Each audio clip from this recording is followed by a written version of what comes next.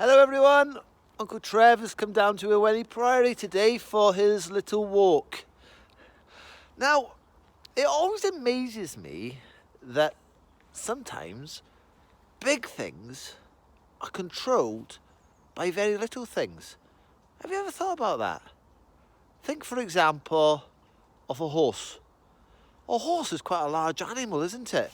It loves to run around and it can be quite wild. But there's something that we can put into a horse's mouth called a bit. And the bit can control the direction that the horse goes. So, when the rider is on the horse, he can pull on the reins and make the horse go left, or he can make the horse go right if he pulls on the other side. And if he wants the horse to stop, he can pull on both reins at the same time. The bit is really small, but it can control the horse. Now, can you think of other things that are really large that are controlled by things that are really small? Well, a few years ago, our family went on a cruise liner, a big, large ship for holiday. It was like a floating hotel. It had swimming pools on it. It had a restaurant on it. It had a theatre and a cinema inside it. Can you believe it? It was that big. And yet, it was controlled by something really, really small. At the back of the ship, under the water, there is something called a rudder. Now, the rudder is the thing that controls the direction of the ship. So when the captain steers it left, the rudder will make the ship go left. And when the captain steers it right, the rudder will make the ship turn right. Something really, really small, but it makes the ship go in the direction that it wants to go. Now, in the New Testament, in the book of James, James tells us that we all have something that's very small that can control us, and that is our tongue. Show us your tongue. Do you know what you use your tongue for? Well, you can use your tongue for tasting things, can't you? When you taste food, and we use our tongue for that. But also, we use our tongue for speaking.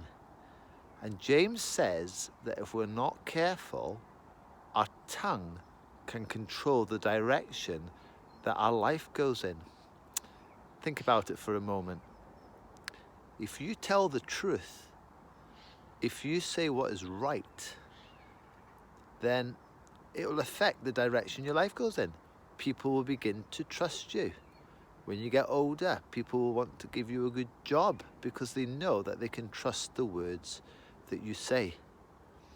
But if you tell lies and fibs, and if you talk behind people's back and gossip, then people won't be able to trust you. And that will affect the direction your life could go in. People won't want to believe in you and trust you. So, it's very important that we can control our tongue and that our tongue doesn't control us. Well, that was a lovely walk and I'm exhausted. Time for a drink of water. I guess the question we should be asking ourselves is, how can we control our tongues?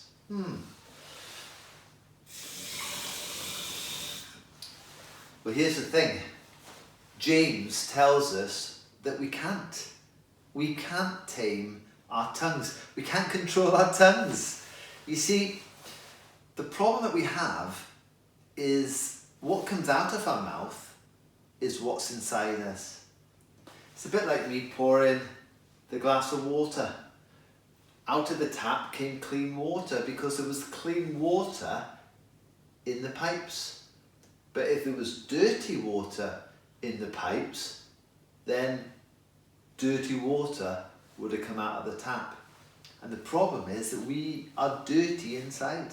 So when we open our mouths and use our tongues, what comes out is not good. We need to be cleaned on the inside. And the only person who can do that is the Lord Jesus. So, if we're going to control our tongues, we need a change of heart. We need to ask Jesus to give us a clean inside, to clean us from within. And then our words will be good. Our words will please God. So, why don't you pray today that the Lord Jesus would give you a clean heart and help you to control your tongue for God's glory. Children, it's been great talking to you again. I've enjoyed my walk. I'm hoping you've learned something today as well. Until next time, God bless.